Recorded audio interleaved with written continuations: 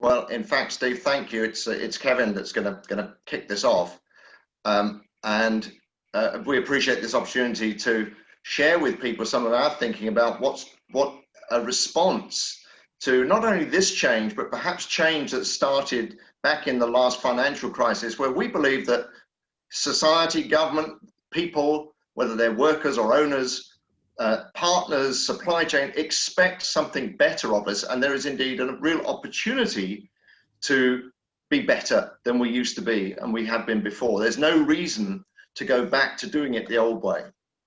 Just a quick, who are we?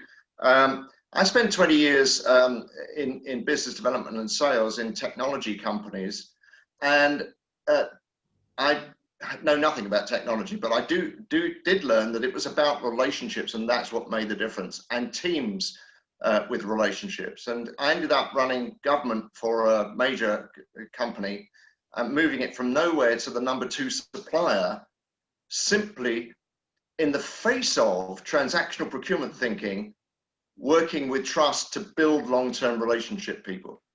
So, and I've then spent 20 years passing on that experience to others, including, as Steve said, working with EY, transforming their go-to-market. Stuart, my colleague, joint managing director of Mutual Value, many of you may be going, don't I know that face? Well, Stuart was a BBC, ITV, Sky reporter, and learned from there the importance of story, and spent a considerable time helping people to craft their story in such a way that they understand the value they create and that they can express that story with great clarity and then live the behaviors that bring that story to life in a way that makes a real difference to people. Thank you. By the way, if you realise you don't recognise me, it's because I was last on screen about 25 years ago, unfortunately. So for the people, if you do recognise me, you're getting on as I am. So thanks, Kevin. Here's our agenda for this discussion. What we want to talk about is the move away from transactional thinking, particularly in the commercial world, to what we call mutual value. We'll explain what that means. We want to introduce to you a concept called relationship capital, which actually, when you understand it, is potentially the most important asset you have in your organization, but it's the least managed, and we'll look at why that is. When you think more broadly, beyond perhaps an individual commercial relationship with one key customer or one key supplier, and that binary relationship, you think more broadly into how you can build value collectively with your supply chain, with your customers, with perhaps their customers too. That's ecosystem thinking, and that's an extension of the mutual value thinking that we want to share. And we'll do a short deep dive into one particular area that's really right for this, which is the infrastructure and construction sector. And of course, we'll have a discussion throughout the process. So thinking about, I said there's been demand for change, and that we're saying we shouldn't just carry on doing what we've done before. Here's some of the things that we're focused on, which we think need to change. So many organizations still have a very hierarchical command and control. So many organizations are still employing win-lose thinking, and not just in their procurement process, but actually in the way that we interact internally. Think about how often different departments are vying for budget, and almost it's, I've got to get mine over you. We're seeing a fundamental failure in trust, both internally and externally. Organizations' trust in leadership is at an all-time low. I won't go to where trust in politicians is, but this is a fundamental issue which is on a downward trend. And at the heart of it is this idea that came from industrial age thinking of people still as units of production. And we're simply failing to understand that complex human beings have needs which, unless we meet them, they're not going to engage and give of their best. And this starts making us feel it's about, many leaders are still feeling it's about us, it's inside projecting out, and it's spin, and it's that kind of thing, rather than thinking about the market and the needs of people and society and how they can bring their value to improving things. So these are some of the things that we're seeing that shouldn't be, but are still happening in many organizations. And what impact is that having on people? Well, there's too much to put on one slide, but if we look at the kind of impact we're talking about, I mean, I sit there and I'm stunned. How did we ever continue to give contracts to an organization that was on the verge of collapsing with that kind of debt? Look at what the government said about that organization, its management: recklessness, hubris, and greed. But, what was also true is you've got all of the big four taking huge fees. And again, the government described this as a parasitical relationship. This is the culmination of that win-lose, me first, you second attitude, the breakdown of trust. Then we had other great things like the Capita Fitness for Work, where we started employing a third party to tell people, disabled people, whether or not they could work and to what degree. 61% of people of appeals are upheld, and it goes on and it goes on. I don't need to tell you, but what are the other impacts? Look at that turnover in accounting firms when people are qualified. Then look at PwC's survey, and this I find absolutely fascinating. So it says millennials have a strong connection to the purpose of their organization, and millennials are the investment for the future. Millennials are going to drive our success. They are 5.3 times more likely to stay if there's a strong purpose. Fabulous. However, what that survey also said, that although 79% of leaders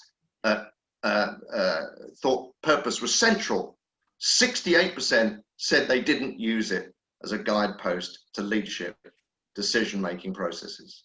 So this is a menu, if you like, or a diagnostic of what's happening and the impact we're seeing. And from our perspective, we believe we're missing this natural alignment to collaboration. And it's these things that we're failing to deliver. And fundamentally, the top one, trust. Trust is going to, unless we can increase the level of trust in our organization, we're missing this opportunity, which is to leverage collaboration, build these powerful relationships, and engage people behind a shared vision and purpose where we can competitively advantage teams. And that's what we're seeing is the massive opportunity to respond to the change that has come about in the last 12 years and has now been brought into stark reality by COVID.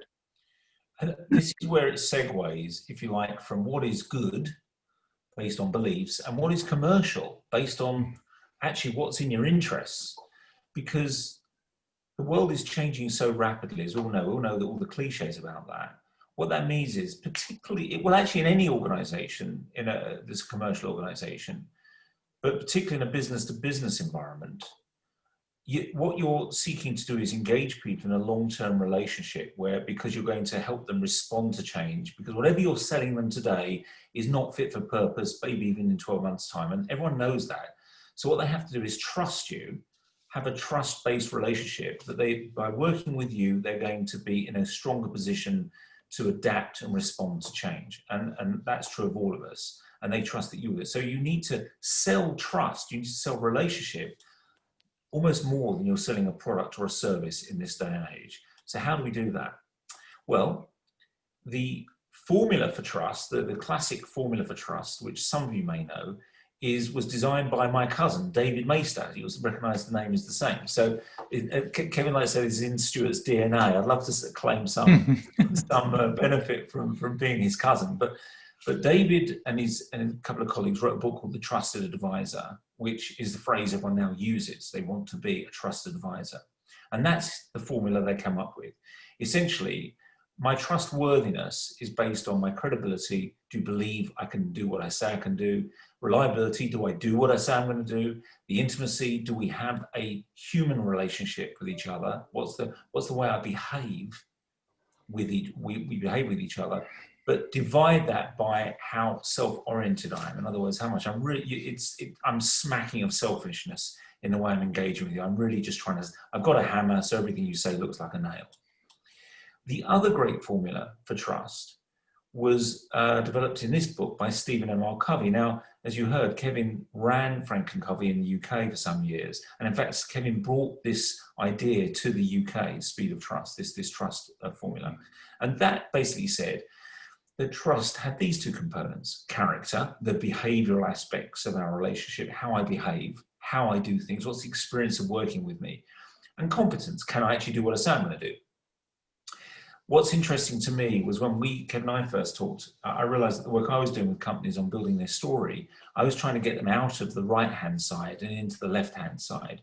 Everyone in their sales pitch, in their bids, in their RFP responses, talk about their competence, the things they can do, and talk very little about their character, the way in which they do it. And actually, when you look at the research, most buyers buy on the left and assume you can do the right. So this is why trust is such a powerful commercial secret sauce, if you like.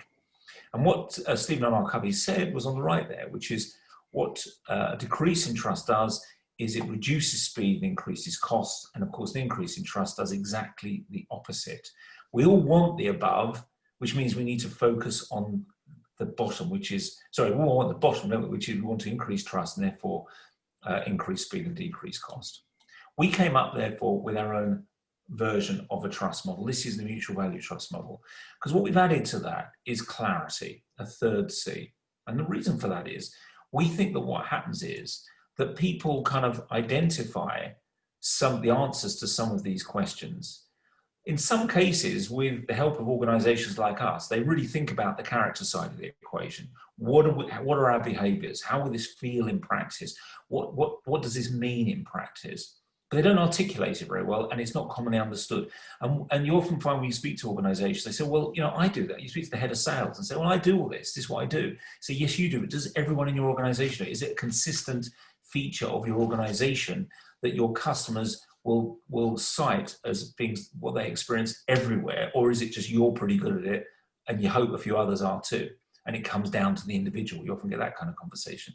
It can't do. It has to be a structural, organizational approach, which is codified and articulated. And that's why the clarity piece, the articulation of this, that everyone, in a way that everyone understands, is so important.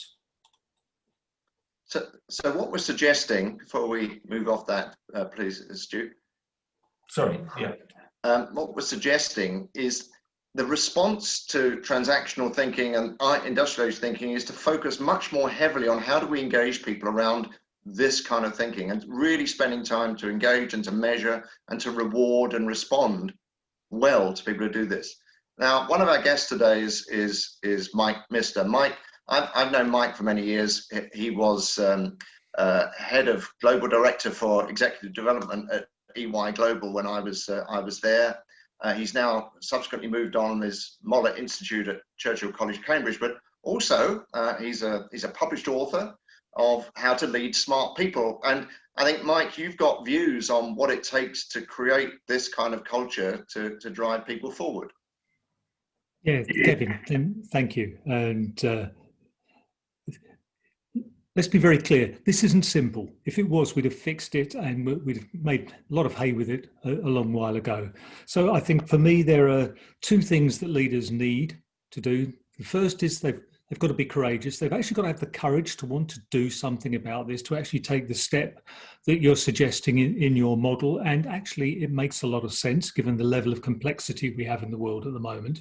No one person can fix this. So there's courage to actually believe you can do something about it, and then actually making the choice to stand up and do something about it. And not all leaders are prepared to do that. They're still too wedded to the past. So that's the two internal things. And I think there's a number of things that leaders can do externally. So firstly, they've got a role model, the sort of authenticity and the collaboration they want their people to exhibit. So that's absolutely critical, because at the end of the day, we're hardwired to be social and to collaborate, but we will follow only when we're seeing role models. The second is, who does the leader hang around with? Their immediate colleagues, and the way they behave are also taken as big signals by followers. The third thing is about the level of feedback and support the leader gives to people. and if he's giving feedback about how well people are collaborating, how they're working together, and he's supporting that behavior behaviorally and in terms of feedback and support, that works. And then finally, there's the organizational systems and processes that are in play that might well be rewarding the opposite sort of behaviors. And so for the leader, it's how do you get hold of those systems and processes and either change them, or if you can't change them, what can you do in social terms to try and mitigate some of the impacts that those systems and processes are having. But as I said at the beginning, this is complex. If it was simple, we would have fixed it a long while ago. So, and I think a lot of it is about the systems and processes we're working with. Let me shut up there. Yeah, so I think, well, no, if I may, I'm going to ask you a follow-up question, Mike. You said that this is a lot to do with courage. It's about modeling. Yep. Now, we've all been to those sessions where the leader stands up and says, "Hey, this is the way forward." Yes. They say one thing and do another. Absolutely. What do you think is lacking in leaders that stops them taking that courageous step? I think in part it's a lack of self-awareness, that they don't realize how it is coming over. And that's not what they're actually saying in the room. The rhetoric is great. It's the reality of the behavior. And they're a lack of awareness of the impact that their behavior has. So for me, it's about understanding, if you're saying something, do you actually walk the talk, really walk it, and hold people to account for that? Well, and that's my last little question then, Mike, to that point before we move on is, so is there a connection between systems, leaders, and the measures on them and the fact that they don't walk the talk, do you think? I think there is, yes. And I think we only have to look at the quarterly reporting cycle that you see in most of the major stock exchanges around the world and the sort of behaviour that drives. And you put up Carillion as an example earlier, Kevin. Need we say more? Thanks, Mike. That's really helpful.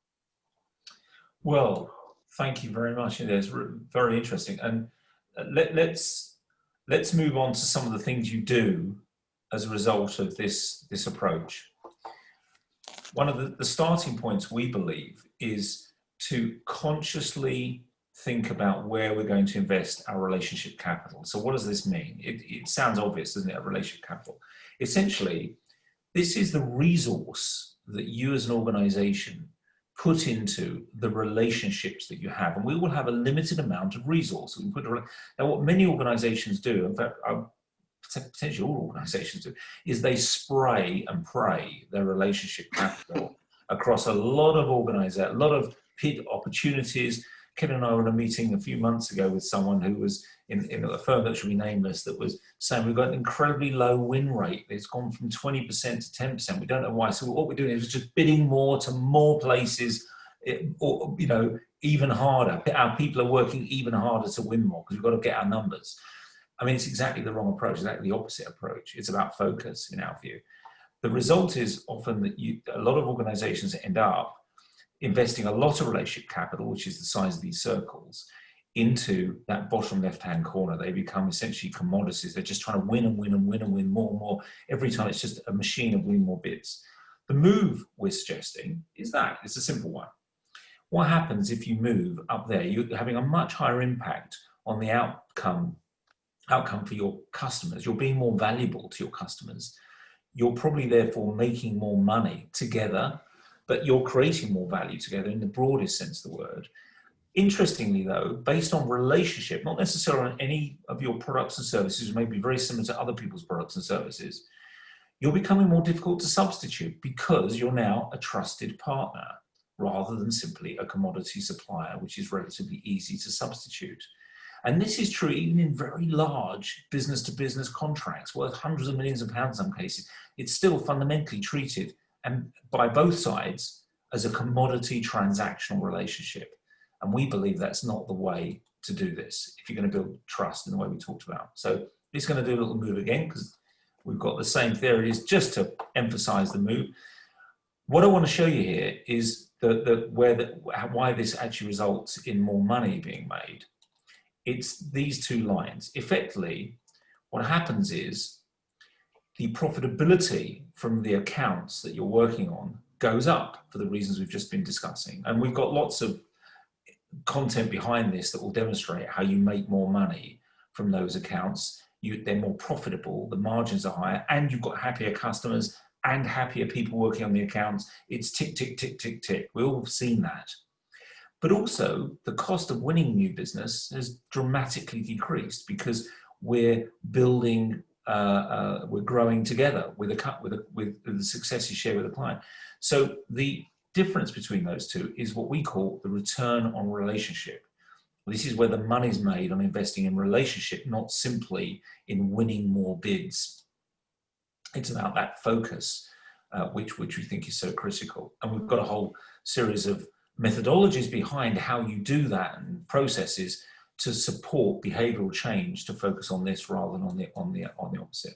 By the way, it's exactly the same if you're a major buyer. If you're a government procurer, we would show you exactly the same model, because what you'll do is you'll produce more value for the taxpayer, return more money to the taxpayer in that situation. You'll have much more valuable collaboration in the delivery of projects, and again, it's win-win. It works both ways if the mindset is right. So the mindset needs to shift. I'm not going to go through this slide. I just want to show you that this is, if you like, a conventional pipeline and feeding into a delivery model. What happens is, if you change the mindset, invest relationship capital, really believe this is the right way to engage with customers or with suppliers, then at every stage in that process feels different. There is a different quality to it. And that quality results in much better work being done, much higher margin being achieved, much greater value for the customer. Again, ticking every box that we could want to tick. And yet, as we just said, sometimes the processes that exist just mitigate against it. And that's one of the things that we work with companies to try and overcome.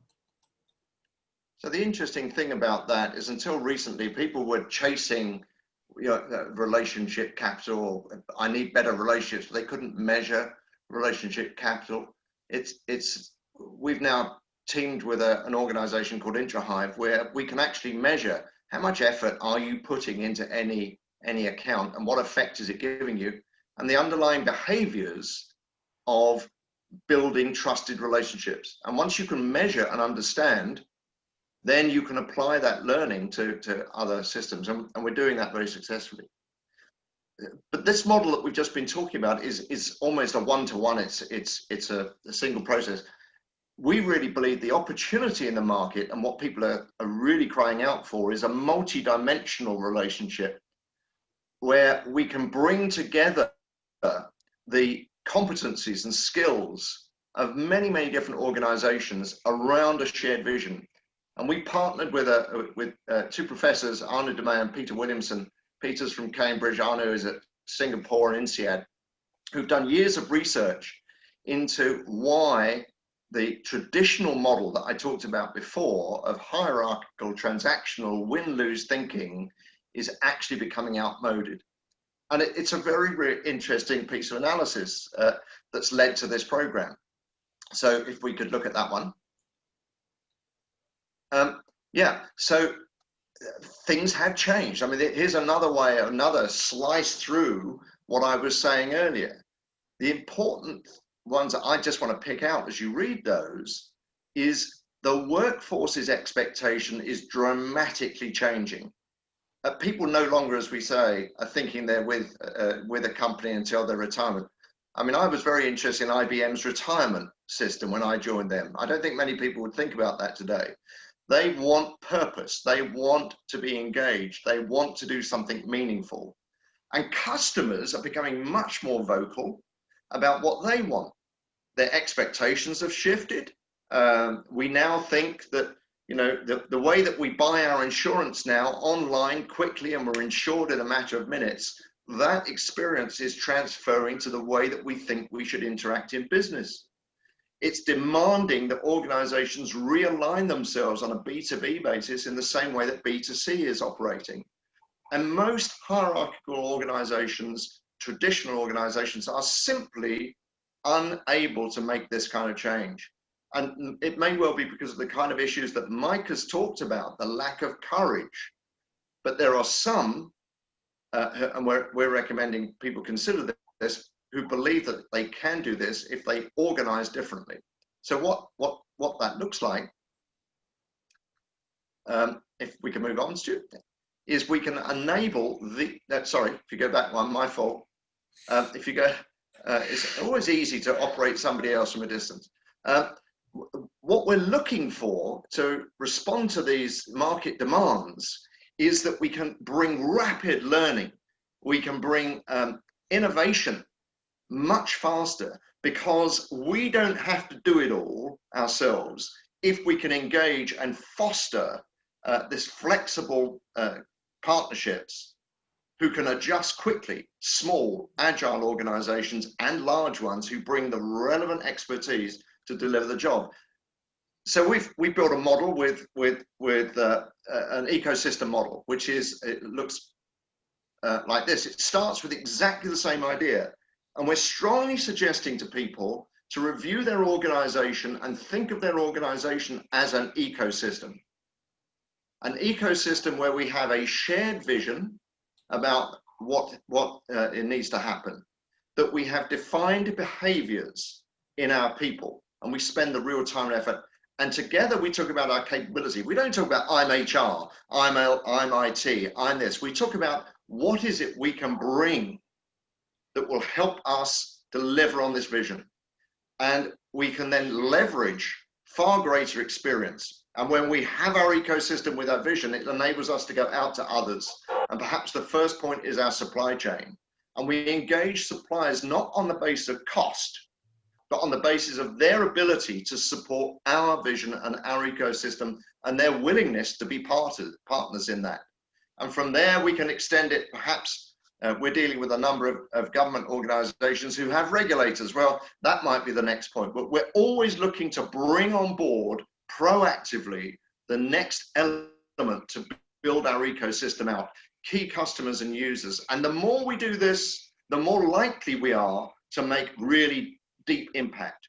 So we're trying to work with the government on how it builds an ecosystem in the infrastructure space and in procurement, as opposed and supports the likes of Project Speed and Accelerate and all this, and Stuart will talk about those shortly. But we believe this is truly possible in a substantial part of the economy and substantial part of society, that we build an ecosystem around a shared vision and behaviors. Thank you. I'm going to turn now to Linda. I want to just mention again to you, those watching and or participating, please do feel free to put any questions, comments, thoughts into the chat.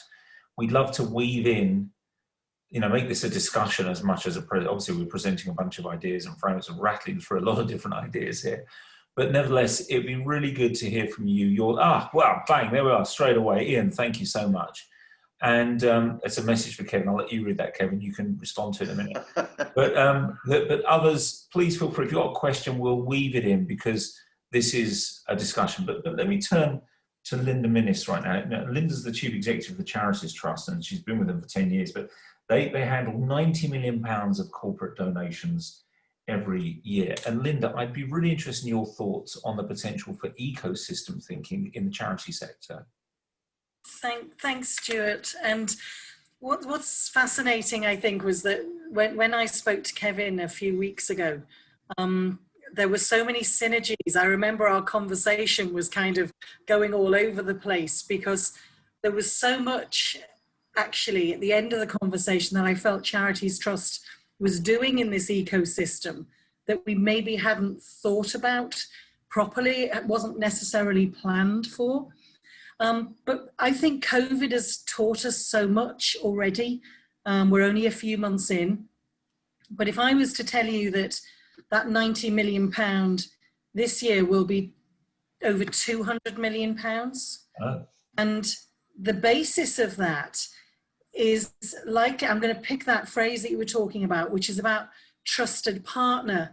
And I think what is so fascinating was that Barclays announced that they wanted to make £100 million available to support communities during this COVID-19 pandemic. And the first organisation they came to was us to help them do that.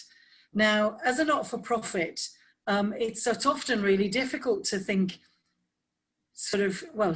no, it's not difficult to think creatively. In fact, you've got to think more creatively when you are a not-for-profit, because you don't have all of the resources available to you.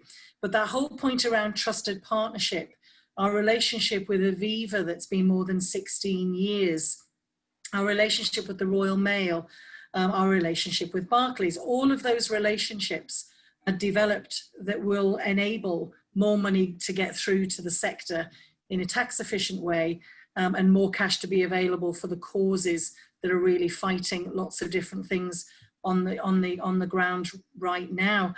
I think that one of the other things that we had done in this ecosystem was to think about not just trusted partnerships with large organizations, the likes of the Barclays and the Avivas that I've mentioned there, but we also work with startups that very often come along to ourselves and say, look, we've got a really good idea to get some extra funky things through that will generate funds for charity. And these things pop up all of the time. But I think what we've been able to do is we sit here in our homes with a charity database that is like a prize jewel. So over the 10 years that I've been there, we've distributed funds to more than 50,000 charities. And those charities are there, available, waiting for donations in varying forms, whether they're payroll giving, whether it's event fundraising, all of these types of things. So when somebody comes along, whether it be a startup or whether it be Barclays Ping It Giving, whatever it is, we try and look at the opportunities that will ultimately serve to provide more funds through to that sector as quickly and as efficiently as possible. But my question is, in terms of the transactional nature, how transactional is a lot of the work in the charity sector? And if it were to, is there potential for this kind of, would this change anything? Is really my question. If you thought of yourselves or maybe Barclays as a large organization dealing with many, many, many potentially much smaller organizations who want to receive from it, if it thought in terms of aligned vision, ecosystem approach, as opposed to a transactional, do we give money, do we receive, how would that change anything in your view? Is there potential for that? I think there's definitely potential, but people do what is often easy. So they will think about, so I absolutely love payroll giving. We process over £50 million of payroll giving every year. It is so easy. And at a transactional level, people being able to give from their pay to their favorite course, very easy, very transactional. But what some of the opportunities are there is to actually get charities and causes involved.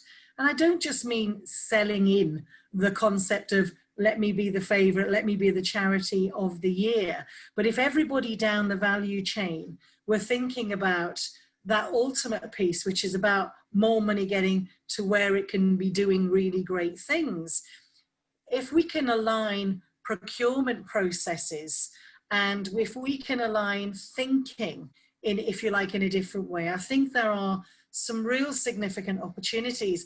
I mean, I talk about the trusted partner, and I really take a lot of value in the development of relationships.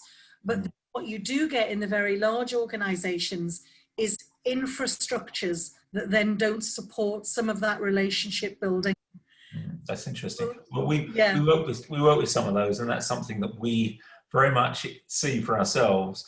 But actually, where there's, as was said much earlier, Mike mentioned earlier, where the intention is there, where there's the courage is there, it can really change things. Linda, thank you so much.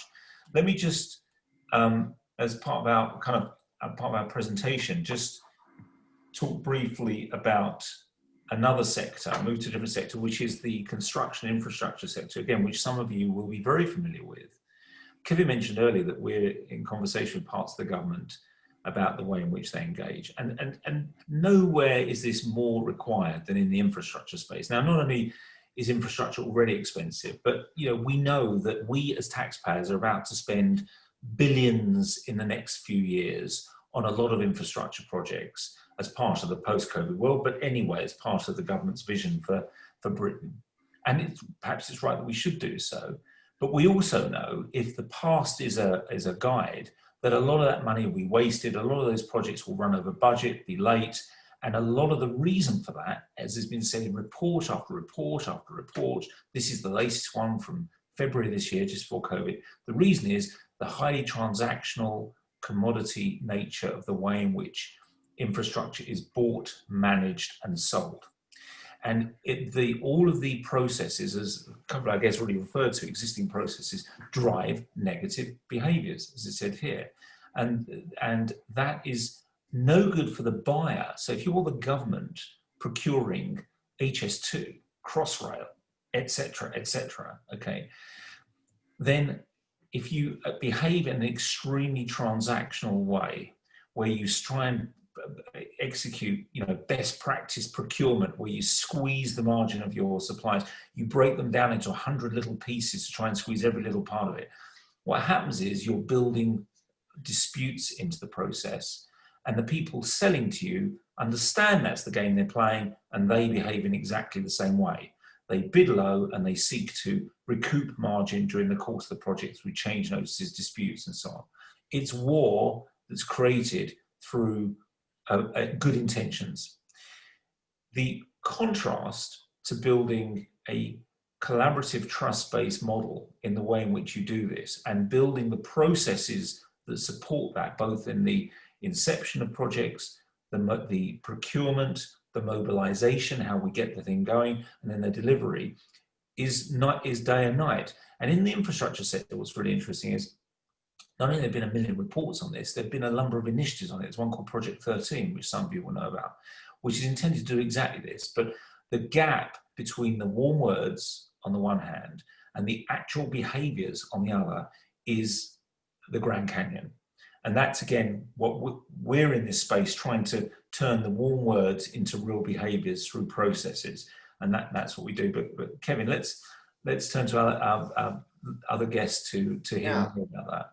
Yeah, so I mean, this is really very important to us all. As Stuart said, this is the government's biggest spend area to post-COVID, and so we need to get this right. And I'm sure lots of people have views out there. Do please share them. But one particular I'd like to call is Steve Davis. Steve, as many of you will know him from previous Leaders Club events, Divisional Chief of Staff for the 2nd Division of the Army, Colonel of his regiment. I know that's something to be incredibly proud of. But also, he's transitioned out of that world to run a successful consulting business. He's a railway fan. I think Steve and Fletcher and Steve Davis compete to who's the biggest railway nut. But you've seen it from both sides, Steve. And I'd be interested in your thinking about how do we move people to a more collaborative, truly collaborative, not as Stuart said, warm words, but truly collaborative process. And what's your thinking on this? Well, Kevin, when I was in the army, of course, I worried about becoming a civilian and thought for a second, will the way in which I do business in the military have any relevance in the public and private sector when I go out? And I have to say, I found that in 95% of cases, there are absolutely direct parallels. And it was my military experience that certainly helped me to successfully transition, particularly into the museum sector, but also as managing director of Surf Snowdonia, which was a multi-million turnover company. And the phrase that always resonates with me, and one which drives the army, is actually one made by President Harry Truman. And I paraphrase, but he said, it's amazing what can be achieved when you don't care who gets the credit. Now, that undoubtedly is a military philosophy, although a lot of people outside the military believe that all we do is scream and shout at each other and march up and down the square and occasionally fire our rifles. The military is actually quite a creative organization, a big organization. And the way it does its business, it approaches life with what I call a common doctrine.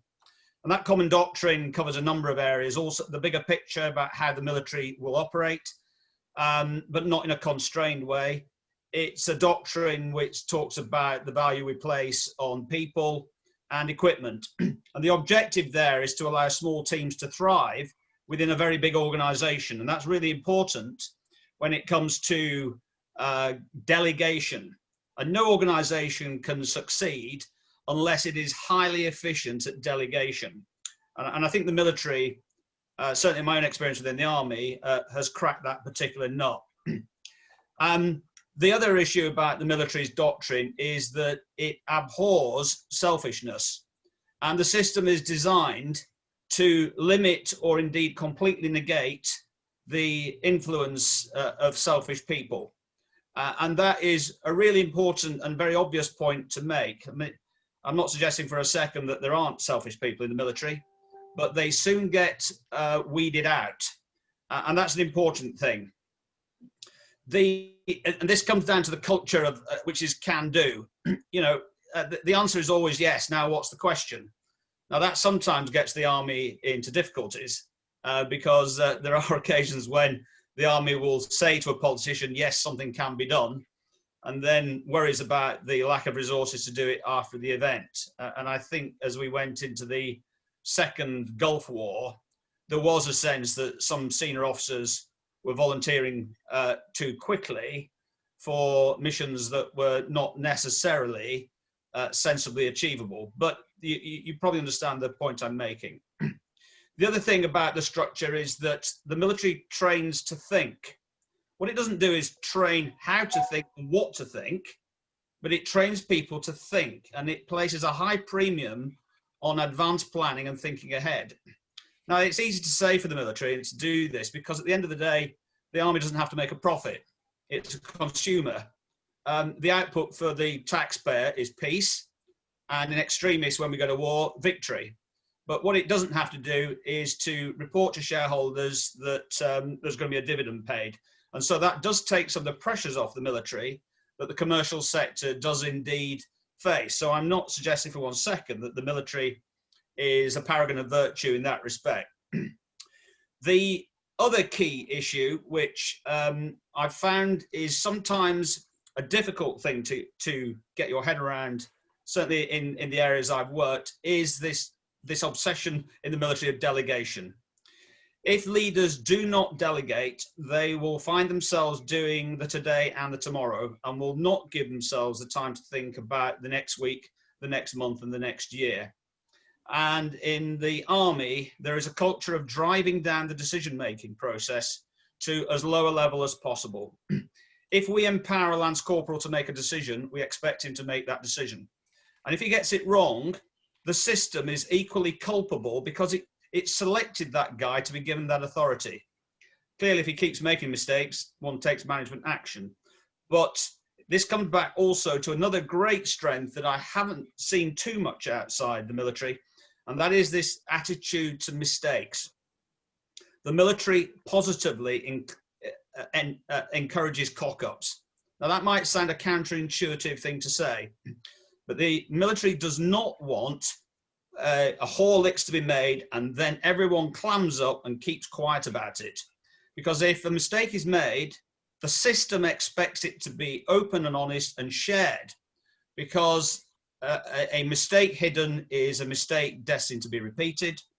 And the other great culture that I've seen in the military is at a very senior level, people are not afraid to put their hands up and say, I got it wrong. I had a whole year in Sarajevo, and our 3-star Lieutenant General Corps Commander was exceptionally good at saying, all right, chaps, I completely Horlicks that. I made a complete cock up of that. Right, how are we going to get it right next time? So Steve, that doesn't that individual. So I think a number of things that I've got from that, and then we're going to, I think, open up for some questions. Real clarity, consistency of behaviour, and an understanding, perhaps that was the least, an understanding of our capabilities, and that was clear to everybody. And I think those are the 3 things that came out of that. And then it's the behaviours, knowing what you expect of people, and the behaviour of admitting and learning from mistakes, and these are all things that we're seeing are missing. So I really appreciate that input. Thank you so much. Now, We have a whole bunch of comments in the chat box. Perhaps we should take a few of those and see which either us or the panel members could deal with them. Stuart, are you going to? Yeah, thank you so much, everyone, for getting into a real chat on it. It seems to me, just looking down them, they fall into three areas. One is the issue of rewards matching behaviours, the behaviours we want. The second, there's a lot of chat here about the importance of values and culture, and cultural change being at the centre of, I think, the issue we're discussing, and how do values drive that? Some of the people have very helpfully defined the different types of values which organisations need to have. I think it's incredibly helpful. And the third category, I would say, is the role of leadership in this, particularly one question about the role of the board. How can you do this if the board isn't behind? So let's take those in turn, and let's take, I suggest actually we start with the value/culture issue, because there's so much comment about values being important and the culture therefore needs to reflect that. Kev, do you want to just comment on that a bit, and then perhaps we'll see if anyone, we won't have time to go around the whole panel on everything because we won't get much questions. No, okay. So a quick comment for me: spending time defining values is not a once-a-year job, or reinforcing them. And as Mike said, it's then the behavior behind those values, which, and I'm going to connect to the board thing, that the board and all leaders need to have. And what we find so frequently is people say, yeah, it's about honesty. That's a value. And then if you ask 10 people what that means at leadership level, they'll give you 10 different definitions. So to me, it's real clarity that counts. But Mike, I'd be interested, what's your thinking? Well, yeah, completely in line with yours, Kevin, on that. And values written on a piece of paper and stuck on the website are absolutely useless. It's about how they live on a day-to-day basis. And I'm always intrigued and enthused when I see boardrooms or executive groups who, when they're dealing with thorny issues, say, hold on a minute, what do our values say we should be doing here? Or what's the impact of this? What's it going to look like if we go against that? It doesn't happen often enough, I don't think. But it is on the day-to-day basis, and it starts at the top. If the leaders of the organisation are not living the values on a day-to-day basis and regularly talking about them and reviewing them and holding each other to account, the example that Steve gave, where if the individual isn't fessing up to it themselves, and there's enough psychological safety in the organisation that people can say, Steve, we need to talk about that decision you just made, because yeah. So courage again. Linda, I'd be interested in your view, but just to add to that, one of the things we're suggesting to clients is if values and behaviours are so critical to your business, you must review your values and behaviours as a routine part of your business, and you should challenge each other. Linda, what's your insight? No, I mean, I guess I agree exactly with what Mike has just said, that, how many times do people go through value exercises, come up with, 4 or 5 cracking words, and put them on the website and say, this is what we believe in. And I think that what I was alluding to earlier is that you might get some people who think in a particular way in one department in these large organizations, but they don't think in the somewhere else. And so it does need to be from the top. It does need to filter down. It does need to become ingrained. And you need people to have, dare I say it, the balls to really make something happen. Because otherwise, it just doesn't. Because people are nervous, particularly in the larger organizations where you have so many different levels. People won't stand out from the crowd in different places. Can I connect that to a comment that's just been made in the chat, actually, which I think is so important, because I think, to be honest, we've all heard and said this many, many times, this stuff, right? Values need to be lived. They can't just be a chart on the wall. We've all been involved in a conversation where that's been said. However, what's really interesting is, and this is our proposition, and it's just been said on the chat, is this actually turns into value for everyone in terms of financial value, social value, other values that are created. It's not just warm words to make us all feel good. It actually is business critical stuff in this world. And Kev at the beginning talked about the importance of purpose, but I think as we've tried to show, it's also how you make more money, frankly. And one of the points being made in the chat is that we need to show how this makes more money, you know, this creates value for everyone involved, not simply, as it were, the buyer or the seller or the government or the tax, you know. The importance there of leadership, and Steve, one of the questions was, doesn't this have to start with the board? Is this board level stuff? I mean, it sounds pretty obvious, but just how important is that role of leadership in making this true? Well, I think the key issue is that you need leaders who understand the difference between leadership and management, and they are not the same. Management, there is a mathematical relationship between resources and an output, and it's called management. But leadership is about extracting increased value from the organization, in particular its people, without actually applying more resources. And leadership is, there's this hackneyed phrase, born leader. I don't think you have to be born to be a leader, born a leader, but you have to be trained to be a leader. Yeah. And leadership, the biggest premium for a leader, I think, is character. It's that human dimension. It's this thing that without necessarily saying it, the team gets the sense that that they are your utmost priority. Yeah. The second issue is the moral courage side. If you are incapable of understanding the difference between the popular decision and the right decision, then you are going to fail. And the team will recognize inconsistency. It's an ability to fess up when it's going bad. Equally, it's an ability to motivate and enthuse. It's also about getting your commitment to the team to be reciprocated 100% by the team, for people to have a spring in their step coming into work every morning. So it's leadership needs spelling out, and there's a big difference between leadership and management, and quite often people don't understand it. Thank you, Steve. Steve, I've got to cut across you just because of time. Thanks. I love the difference between leadership and management. Kev, do you want to say a few final words for a wrap up and hand back to Stephen? Yeah, what we tried to just put out here is some really big topics, and we're trying to engage people in this conversation because we believe now is the time to really make a difference and to move away from, to avoid going back to the old behaviors and start looking at a more effective way of doing it. So I love the points that have been made. Thank you. What we'll do is we'll try and pick up any chat issues and respond to those directly. Our organization is about working these kind of issues through. Sorry. That's okay. And if you want to get engaged in the discussion, if you'd like to carry on this thinking, we have a LinkedIn group that you would be very welcome to join. We'll make sure that we get that out to you.